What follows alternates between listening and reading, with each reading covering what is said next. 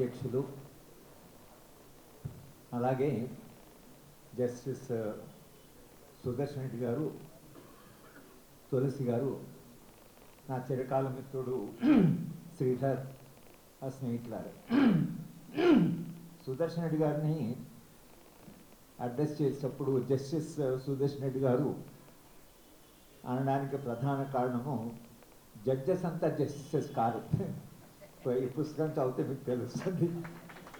Justice అని అంటున్నాము, కానీ నేను భోపాల్ జ్యుడిషియల్ అకాడమీలో కొంతకాలంగా రిసోర్స్ పర్సన్గా వెళ్ళేవాడిని.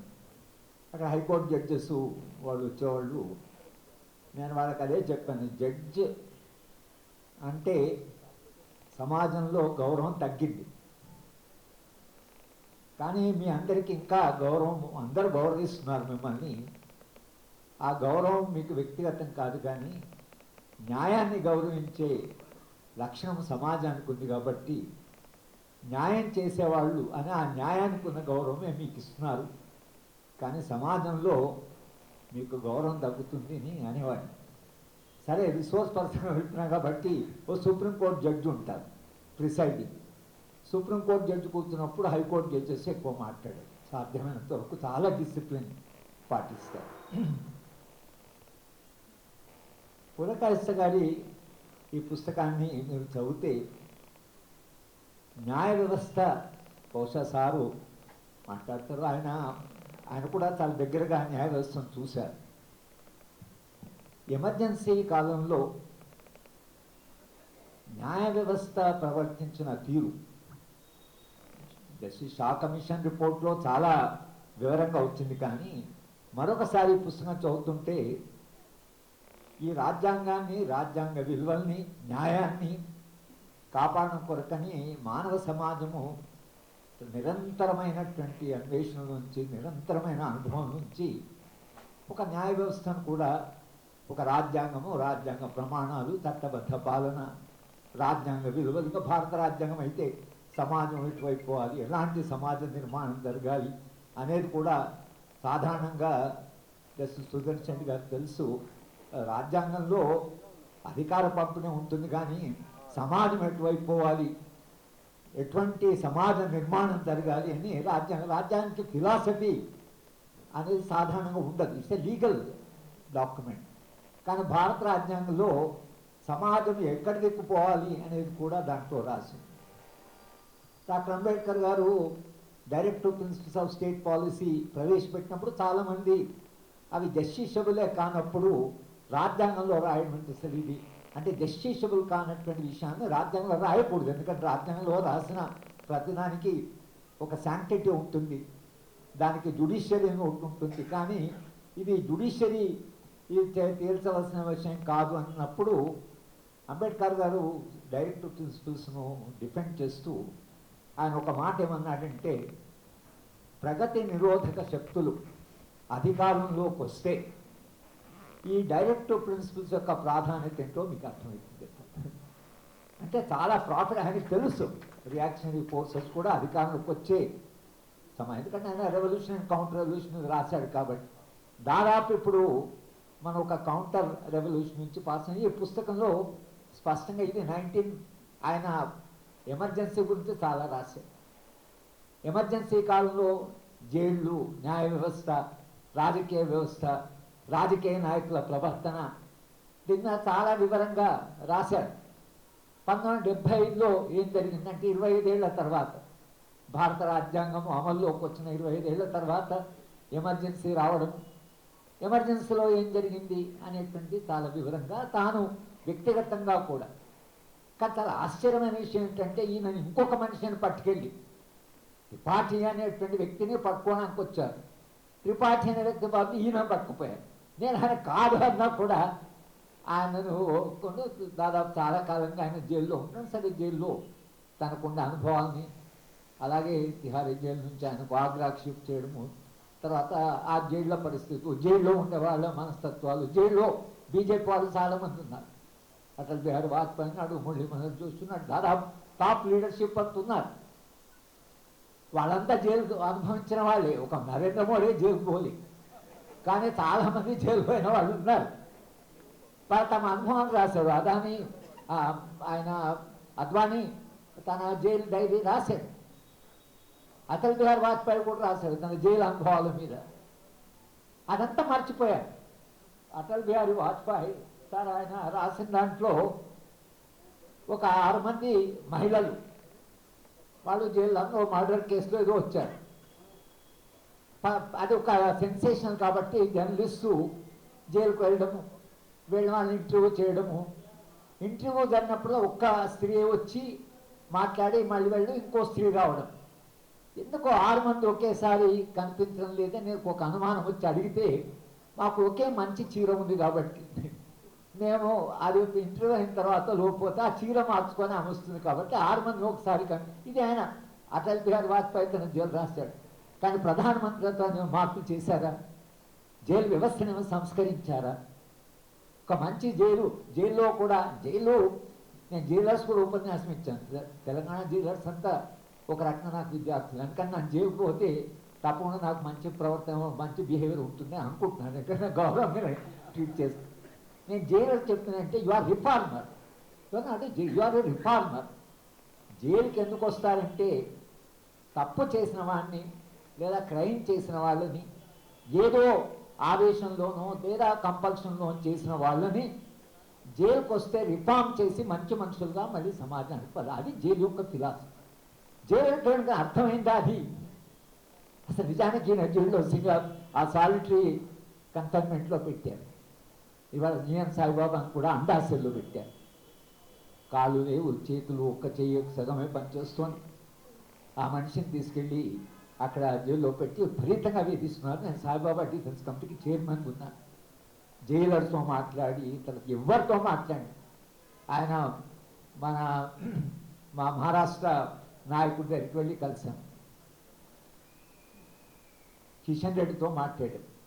మేము అడిగిన ఏంటంటే కనీసము ఆయనకు 90% వికలాంగుడు కాబట్టి ఆయనకి 2 మనుషులు ఉంటే తప్పించి ఆయన లేవలేడు. టాయిలెట్ పోతే కూర్చోబెట్టాలి, లేపాలి. ఆయన కూర్చోలేడు, లేవలేడు.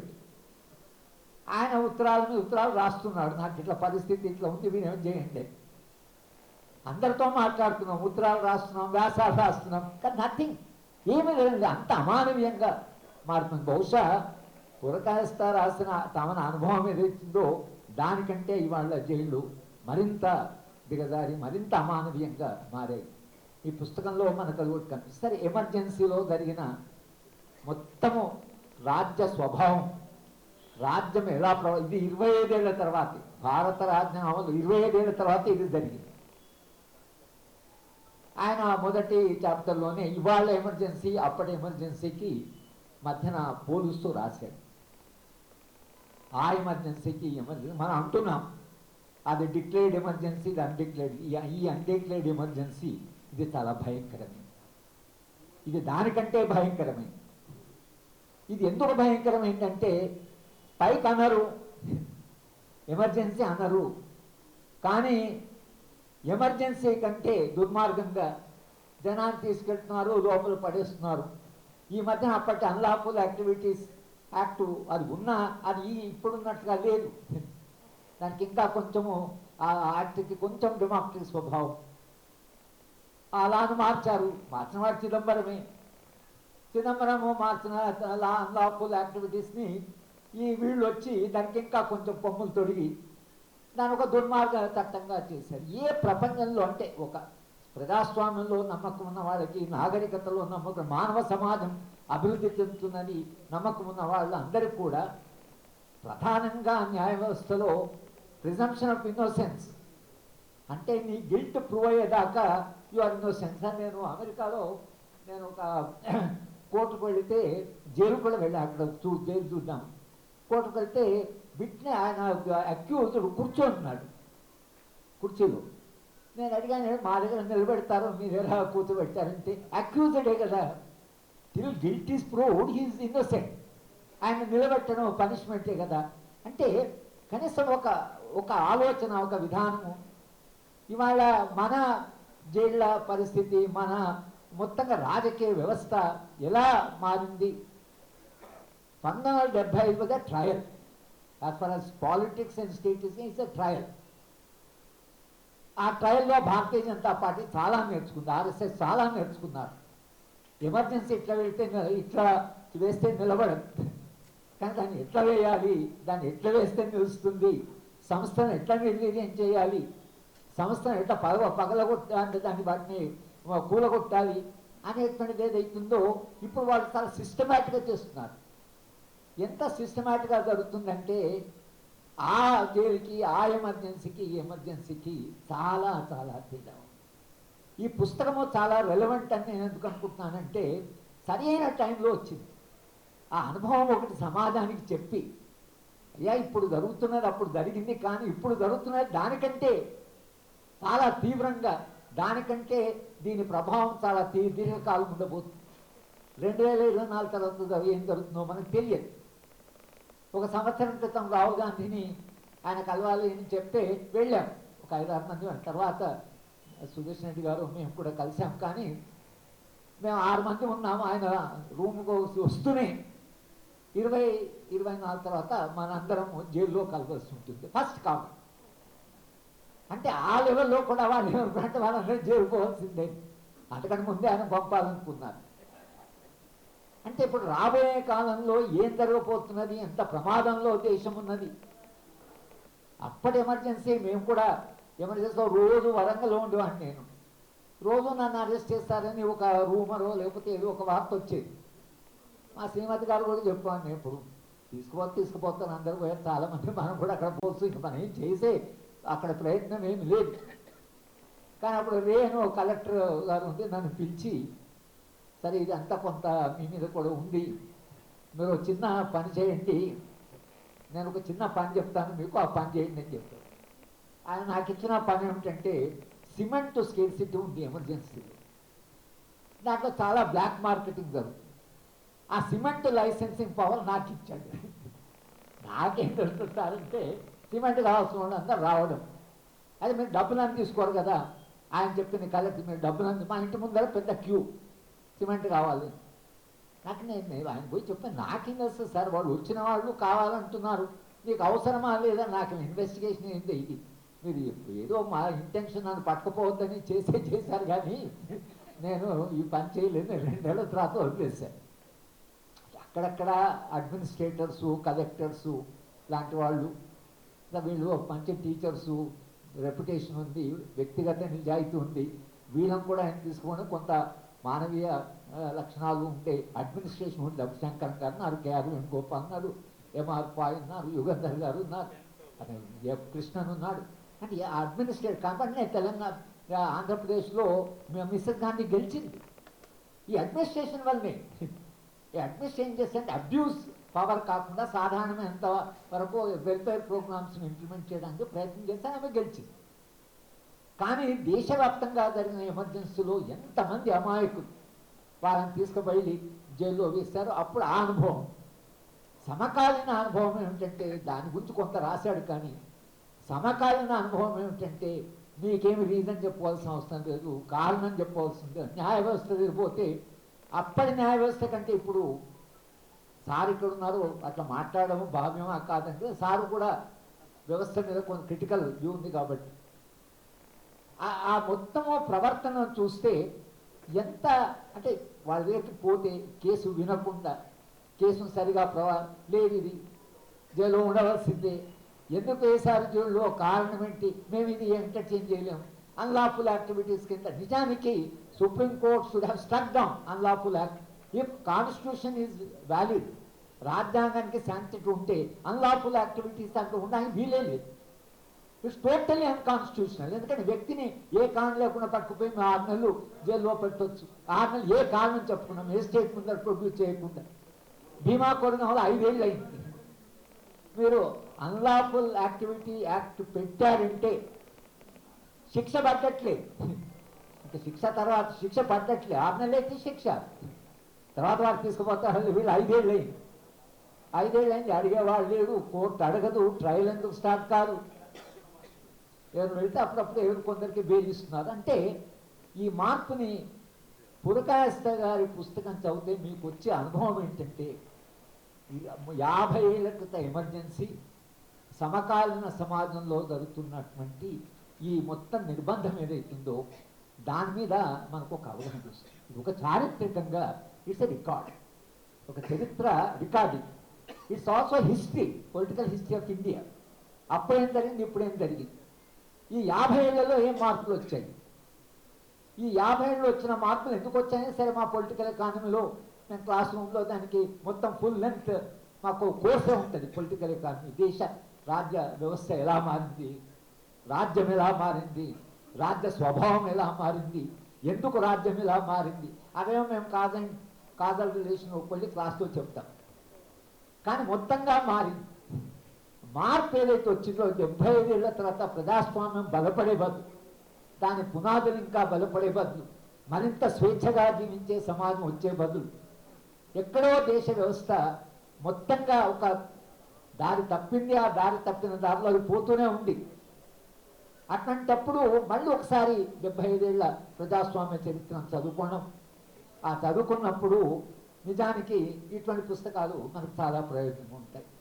రెండవది ప్రత్యేకంగా పురకాయస్థ గారు జేఎన్యూ, ఆయన ఇంజనీర్, బేసికల్గా ఇంజనీర్ స్టూడెంట్, ఆయన ఎంటెక్ కూడా చేశాడు.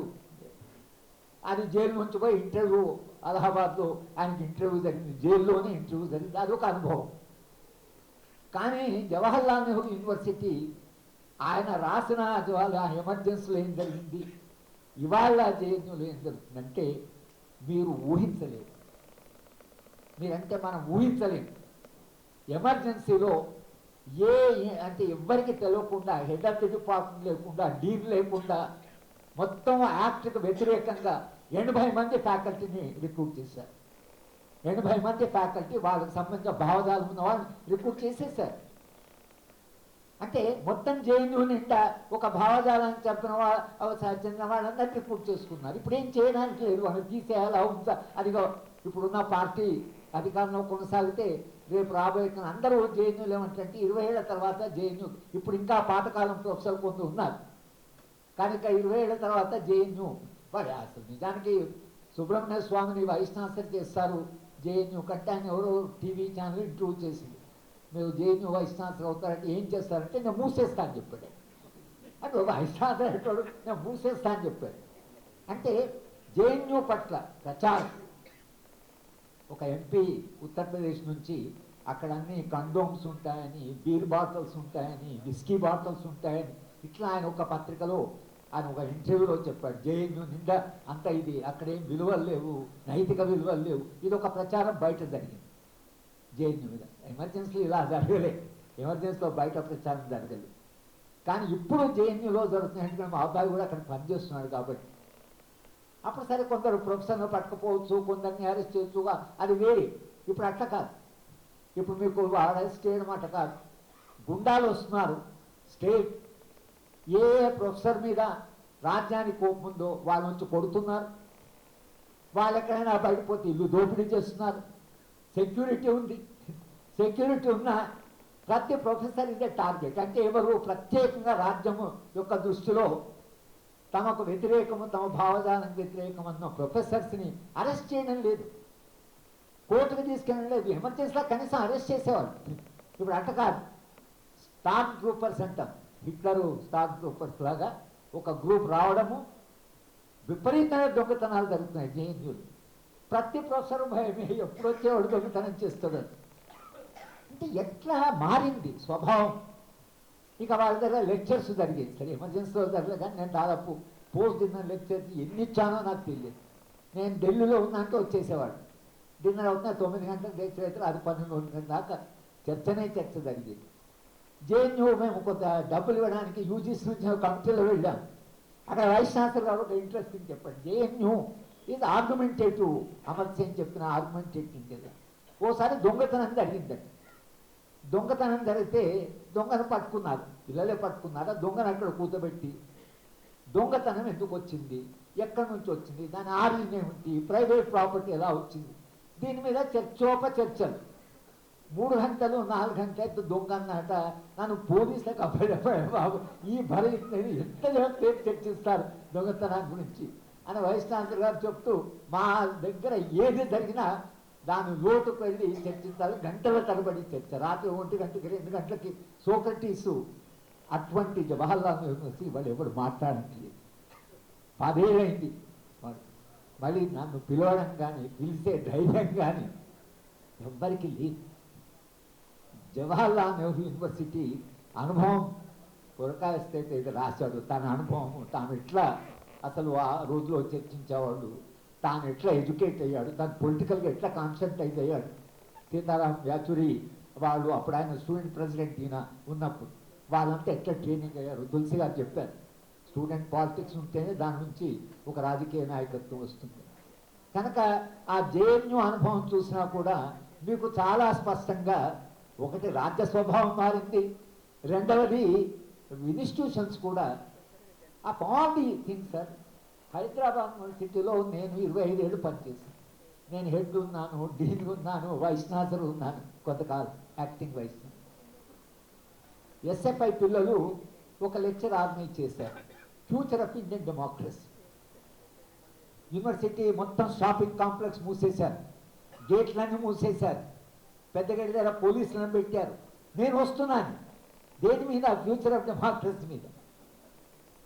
మా అబ్బాయి ఆయన అక్కడ టీచ్ చేస్తాం కాబట్టి ఆయన ఏం చేస్తా అంటే వెళ్తే మా చిన్న గేట్ దగ్గర ఎంటర్ అయితే అక్కడ ఫ్యాకల్టీ కాబట్టి క్లాస్ ఉంది బాబు అని అంటే, కానీ అంతా గొడవ సార్ లోపల షాపింగ్ కాంప్లెక్స్ మూసేశారు అని.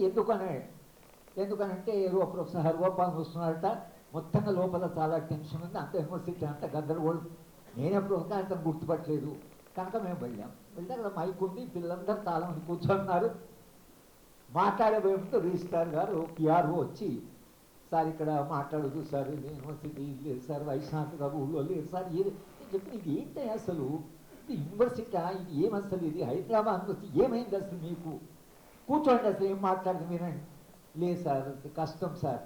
ఇక పిల్లలేమో మాట్లాడండి సార్, మీరు మాట్లాడి ఏం చేస్తారు చూద్దాం. వీళ్ళు చివరికి నేను ఏం చెప్తున్నా ఇది టోటల్లీ అసలు ఇదైతే అసలు మీరు క్వశ్చనే లేదు, మాట్లాడకుండా పోయలేదంటే అప్పుడు ఏం చేశారంటే, సార్ రేపు మీ లెక్చర్ ఆర్గనైజ్ చేద్దాం సార్, ఒక పెద్ద హాల్ ఇస్తాము, ఇక్కడ అంతా ఇబ్బంది లేదు, అంతా నిలబడి ఉండాలి, తప్పకుండా మీరు రేపు వచ్చి మాట్లాడండి, వైస్ ఛాన్సలర్ గారు కూడా వస్తారు. సరే నేను చెప్పాను పిల్లలకి రేపు వస్తానే. లేదే సార్ వీళ్ళు అంత అబద్ధాలు చెప్తారు, అసలు మీకు తెలియదు, రేపు రాసలే రాని ఇవాళే పోలీసు పెట్టారంటే రిజిస్ట్రార్ లేదంటే ఆయన వెనకపోయి ఆర్డర్ తీసుకొని వచ్చి మీరు వెళ్ళండి. సరే నెక్స్ట్ డే వెళ్తే పర్మిట్ చేశారు. కానీ what happen to institutions, emergency ఏం లేదు, ఎమర్జెన్సీ ఏం లేదు. ఇవాళ ఎవరు హైదరాబాద్ నుంచి ఎవరు వచ్చి పైనుంచి ప్రెషరైజ్ చేస్తే నా లెక్చర్ యూనివర్సిటీ మూయరు కదా. అంటే ఒక్కటి మనం అర్థం చేసుకుంటే సమాజ స్వభావంలో కూడా ఇన్స్టిట్యూషనల్ స్వభావాలు కూడా మార్పు వచ్చింది.